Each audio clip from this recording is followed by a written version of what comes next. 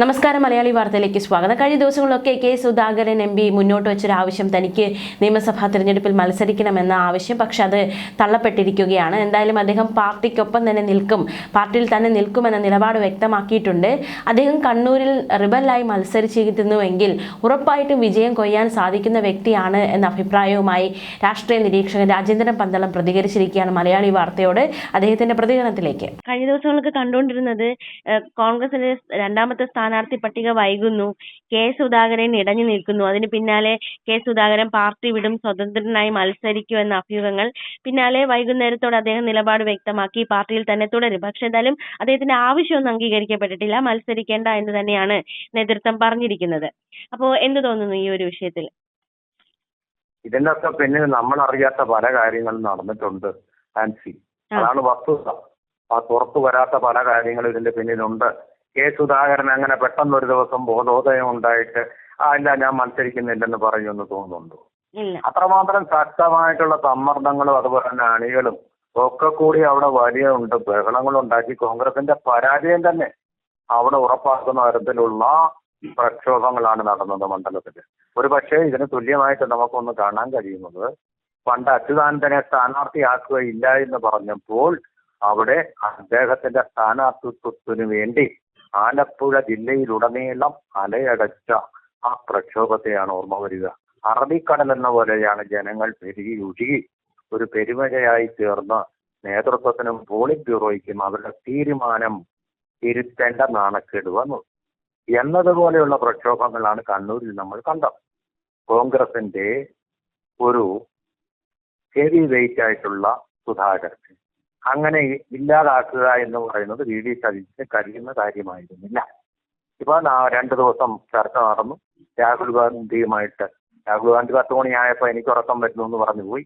പിന്നെ മല്ലികാർജുൻ ഖാർഗെയുമായിട്ട് നേരം മടുക്കം വരെ കുത്തിയിരുന്ന അദ്ദേഹത്തിന്റെ വീട്ടിൽ ചർച്ച നടത്തി. ആ സൊല്യൂഷൻ ഉണ്ടായില്ല. കെ സി വേണുഗോപാൽ വന്ന് സമ്മർദ്ദം നടത്തി. ഒരു സൊല്യൂഷനും ഉണ്ടായില്ല.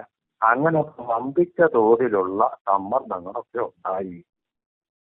അതിന്റെ അവസാനമാണ് പെട്ടെന്ന് സുപ്രഭാതത്തിൽ ഞാൻ പാർട്ടി എന്നും പാർട്ടിക്ക് വിധേയനാണ്, പാർട്ടിക്ക് പറയുന്നത് കേൾക്കും എന്ന് പറയുമ്പോൾ വേറൊരു വ്യക്തിത്വമായിട്ട് ഈ മനുഷ്യൻ പരിണമിച്ചു എന്ന് നമുക്ക് തോന്നും. വ്യക്തമായിട്ട് സുധാകരൻ റിബലായിട്ട് അവിടെ മത്സരിച്ചിരുന്നെങ്കിൽ സുധാകരന് ജയിക്കാനുള്ള സ്കോപ്പുണ്ട്. സുധാകരൻ ഒരുത്തന്റെ വീരത്വം കൊണ്ടും അദ്ദേഹം നടത്തിയ ത്യാഗോജ്വലമായിട്ടുള്ള ജീവിതം കൊണ്ടും പി എസിന്റെ കാര്യത്തിൽ പറഞ്ഞതുപോലെ തന്നെ വേറെ രണ്ട് പാർട്ടികളും 2 ലൈനാണെങ്കിലും ശരി, അതുകൊണ്ട് തന്നെയാണ് അദ്ദേഹത്തിന് കോൺഗ്രസിന് ഒരു സീറ്റ് കണ്ണൂരിൽ കൊടുക്കാൻ കഴിഞ്ഞത്. സംശയമറ്റ കാര്യമാണ്. സുധാകരൻ ജയിക്കുമെന്നുള്ളത് വളരെ സംശയമായിരുന്നു പാർലമെന്ററി സീറ്റില്. കാരണം കണ്ണൂർ എന്ന് പറയുന്നത് CPM-ന്റെ ചെങ്കോട്ടയാണ്, പൊന്നാപുരം കോട്ടയാണ്.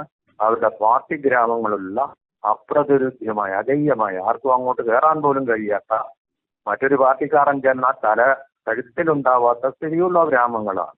എല്ലാവരും ഭയക്കുന്ന, തീവ്രവാദികളെ പോലെ ഭയക്കുന്ന പാർട്ടിയുള്ള ഒരു മണ്ഡലം.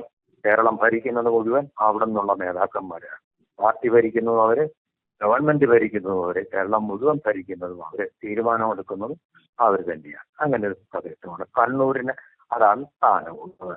അങ്ങനെ ഒരു മണ്ഡലത്തിൽ അവരെ തോൽപ്പിച്ചുകൊണ്ട് ജയിപ്പിക്കാൻ കഴിയുക എന്ന് പറയുന്നത് ഒരുതരം അമരത്വമാണ് ആ വ്യക്തിക്ക് കാണുന്നത്. അത്തരം ഒരാളാണ് സുധാകരൻ എന്ന് പറയുന്ന അരിക്കൊമ്പൻ എന്നൊക്കെ നമുക്ക് വിളിക്കാവുന്ന, അല്ലെങ്കിൽ പടയപ്പ എന്ന് വിളിക്കാവുന്ന നേതാവ്. ചങ്കൂറ്റമുള്ള, ധൈര്യമുള്ള, പിണറായിയോടും അവിടുത്തെ രക്തദാഹികളോടും ഇടപിടിക്കാൻ കഴിവുള്ള ഒരു രക്തസാക്ഷി.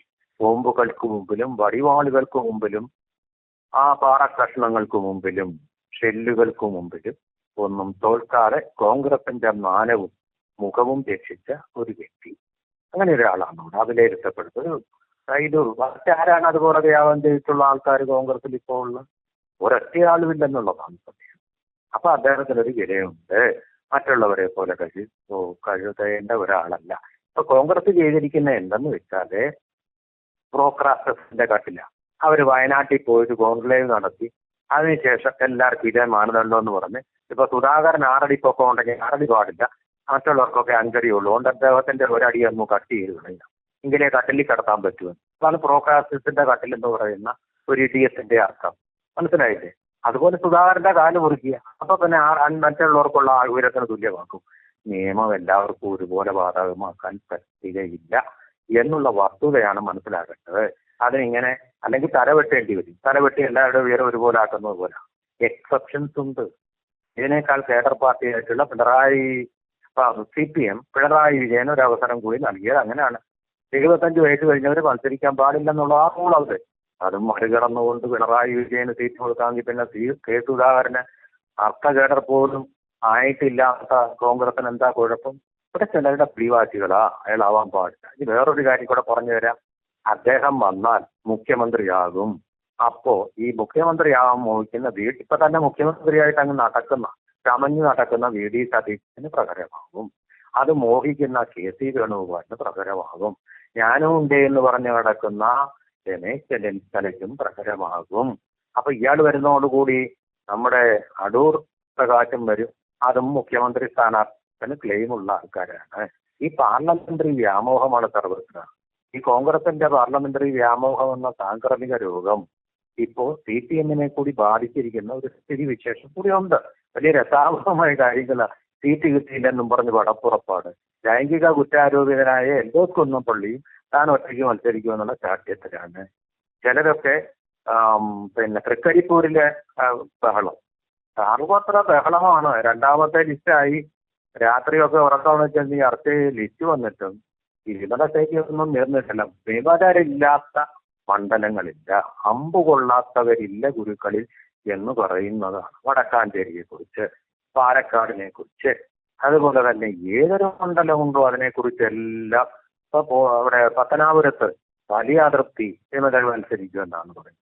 അപ്പോൾ ചുരുക്കി പറഞ്ഞാൽ 140 നമ്മൾ പറയേണ്ടി വരും. അവിടെ എല്ലാം പ്രശ്നങ്ങളാണ്. ഇതാണ് ഇപ്പോൾ നടന്നിരിക്കുന്നത്.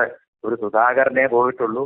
ബാക്കി 139 ഇടങ്ങളിലും ഈ വിമത ശൈല്യം അതുപോലെ നിലനിൽക്കുന്നു എന്നുള്ള വസ്തുതയാണ് വരുന്നത്. ഇവിടെ ഞാൻ മനസ്സിലാക്കുന്നത് സുധാകരൻ ഏറ്റവും പ്രിയപ്പെട്ട ആൾക്കാരെ കണ്ണൂരിൽ കോൺഗ്രസിന്റെ മോഹൻ എന്ന് പറയുന്ന ആളാണ് മത്സരിക്കുന്നത്. 8 വട്ടം പൊട്ടുമെന്ന് ഉറപ്പാണ്. സുധാകരനല്ലാതെ മറ്റാർക്കും ജയിക്കാൻ കഴിയാത്ത മണ്ഡലമാണ്. അവിടെ തോറ്റു കഴിഞ്ഞാൽ സുധാകരന്റെ ഏറ്റവും പ്രിയപ്പെട്ട ആൾക്ക് ഉന്നതമായ ഒരു സ്ഥാനം നൽകാമെന്നുള്ള, സുധാകരൻ തന്റെ അനുയായികളെ അത്രമേൽ സ്നേഹിക്കുന്ന ഒരാളാണ്, നന്ദി കെട്ടവനല്ല. അതുകൊണ്ടാണ് അദ്ദേഹത്തിന് അനുയായികൾക്കും ഇഷ്ടമാകുന്നത്. ആ ഒരു സ്ഥാനം കൊടുക്കാമെന്നാണ് പറഞ്ഞത്. ഏറ്റവും അടുത്ത ഒരാളുണ്ട്, പേര് ഞാൻ പറയുന്നില്ല, കാരണം അത് നമുക്ക് അൺഫൈൻ ചെയ്തിട്ടില്ല. അങ്ങനെ ഒരു സ്ഥാനം കൊടുക്കാമെന്ന് അവസാനം മല്ലികാർജുൻ ഖാർഗെ വിളിച്ചു പറഞ്ഞതുകൊണ്ടാണ് കെ സുധാകരൻ പുതിയ പാർട്ടി ഉണ്ടാക്കാത്തത് എന്നാണ് നമുക്ക് ഏകദേശം പൂർണ്ണമെന്ന് ഞാൻ പറയുന്നില്ല, വിശ്വസനീയമായിട്ട് ഉള്ള കേന്ദ്രങ്ങളിൽ നിന്ന് ലഭിക്കുന്ന വിവരം. അത് കൺഫേം ചെയ്ത വാർത്തയല്ല എന്നുള്ളത് ഞാൻ ഒരിക്കൽ കൂടി പറയുകയാണ്. അങ്ങനെ ഒരു വാഗ്ദാനത്തിന്റെ അടിസ്ഥാനത്തിലുണ്ടായിട്ടുള്ള ഒരു ഒത്തുതീർപ്പാണ് ഇതെന്നാണ് നമ്മൾ മനസ്സിലാക്കുന്നത്. അതാണ് എനിക്ക് കിട്ടിയ വിവരം. മാനസി, സർ, അതായത് ഇത്രയും വൈകിച്ചത് എന്തുകൊണ്ടാണ്? ഈ തെരഞ്ഞെടുപ്പിൽ മത്സരിക്കണം എന്നൊരു വാശി എന്തിനാണ് ഇവർ കാണിക്കുന്നത് എന്നതൊരു ചോദ്യമാണ്. MP സ്ഥാനത്തിരിക്കുന്നവരാണ്. അപ്പൊ എന്തിന് തിരഞ്ഞെടുപ്പിൽ മത്സരിക്കണമെന്ന് ഇത്രയധികം വാശി കാണിക്കണം? അത് വളരെ വ്യക്തമല്ലേ. കാരണം ദേശീയ തലത്തിൽ ഇനി കോൺഗ്രസ് ഒരിക്കലും അധികാരത്തിൽ വരാൻ പോകുന്നില്ല. അവിടെയൊന്നും ഈച്ചയടിക്കുകയല്ലാതെ കെ സുധാകരന്റെ പണിയൊന്നുമില്ല. അദ്ദേഹത്തിന് വിഷയം പഠിച്ചു അവതരിപ്പിക്കാനൊന്നും അറിയില്ല, നമുക്കറിയും. അദ്ദേഹത്തിന്റെ ഈ ഫീൽഡ് പ്രവർത്തനമാണ്. പാർലമെന്റിനകത്തൊന്നും ഒന്നും സംഭാവന ചെയ്യാൻ അദ്ദേഹത്തിന്, ഇന്ത്യക്ക് തന്നെ ഒന്നും സംഭാവന ചെയ്യാൻ അങ്ങനെ അദ്ദേഹത്തിന് കഴിയില്ല. ശരിയാണ്, നമ്മുടെ വനം വകുപ്പ് മന്ത്രിയായിട്ട് അദ്ദേഹം ഇരുന്നിട്ടുണ്ട്. പക്ഷെ അന്നത്തെ ആരോപണങ്ങളൊക്കെ വന്നേ വനം വകുപ്പ് പോലും ചുവയെ കൈകാര്യം ചെയ്യാൻ അറിയാത്ത ഒരു വ്യക്തിയാണ് വാസ്തവത്തിൽ അദ്ദേഹം. അദ്ദേഹത്തെ പറ്റിയ വകുപ്പുകൾ വന്നില്ലെങ്കിൽ ആ വകുപ്പിന് വല്ലാത്ത കുഴപ്പങ്ങൾ സംഭവിക്കും. ഇതൊക്കെ ഞാൻ സമ്മതിക്കുന്നു. പക്ഷേ ഒരു പാർട്ടിയുടെ സംഘടനാ പ്രവർത്തകൻ എന്നുള്ള നിലയിൽ അദ്ദേഹത്തിന്റെ പ്രവർത്തനം എന്ന് പറയുന്നത് ഒരു നല്ല ലീഡർഷിപ്പിന്റെ ക്വാളിറ്റിയോട് കൂടിയായിരുന്നു. ലീഡർഷിപ്പ് ക്വാളിറ്റി അദ്ദേഹം കാണിച്ചിട്ടുണ്ട്. ഞാൻ ആ ലീഡർഷിപ്പ് ക്വാളിറ്റിയാണ് അഭിനന്ദിക്കുന്നത്. അത്തരം ക്വാളിറ്റിയുള്ള നേതാക്കന്മാർ അധികം പോലും ഇപ്പോൾ കോൺഗ്രസിൽ സജീവമായിട്ട് അവശേഷിച്ചിട്ടുണ്ട് എന്നെനിക്ക് തോന്നുന്നില്ല. അത് തന്നെ സുധീരനെ നോക്കൂ, ഒരിക്കലും ഒരു അക്ഷരം മിണ്ടാതിരിക്കില്ല. നല്ല ലീഡറാണ്, ആദർശവാനാണ്, സത്യസന്ധനാണ്. പക്ഷെ എന്ത് ചെയ്യാം, ഇന്നത്തെ കോൺഗ്രസുമായിട്ട് അദ്ദേഹത്തിന് ചേർന്ന് പോകാൻ സാധിക്കുന്നില്ല. ഇന്നത്തെ കോൺഗ്രസുമായിട്ട് ചേർന്ന് പോകാൻ സാധിക്കുന്ന ഒരു വ്യക്തി എന്ന് പറയുന്നത് കെ സുധാകരനാണ്. ലീഡർഷിപ്പ് കൊടുക്കാൻ, തന്റെ ഇടമായിട്ട് കാര്യങ്ങൾ തുറന്നു പറയാൻ, പാര വയ്ക്കാതിരിക്കാൻ. ഓക്കെ, പാര വയ്ക്കുന്ന ആളല്ല കെ സുധാകരൻ, പണി കൊടുക്കുന്ന ആളാണ്. അത് പിണറായി വിജയനായാലും CPM-നായാലും അത് കൊടുക്കുക തന്നെ ചെയ്യും, കൊടുത്തിട്ടുള്ള പാരമ്പര്യമാണ്. അപ്പൊ ഇത്തരം ഒരു വാഗ്ദാനത്തിന്റെ അടിസ്ഥാനത്തിലാണ് ഈ കാര്യങ്ങൾ തീരുമാനമായിരിക്കുന്നത്.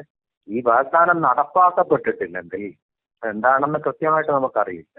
വീണ്ടും കലഹവുമായിട്ട് ഇടയും മതയാനയായിട്ടുള്ള കെ സുധാകരൻ ഇപ്പം മതമൊന്നടക്കി മർമ്മത്തൊന്ന് ചൂണ്ടി അങ്ങനെ മതമടങ്ങി നിൽക്കുകയാണ്. പക്ഷെ ഈ മതപ്പാട് വീണ്ടും തെളിയാനുള്ള സാധ്യത നമുക്ക് പാടെ തള്ളിക്കളയാൻ കഴിയുകയില്ല. ഓക്കെ, വളരെയധികം നന്ദി സർ ഈ വിഷയത്തിൽ ഞങ്ങളോട് പ്രതികരിച്ചതിന്.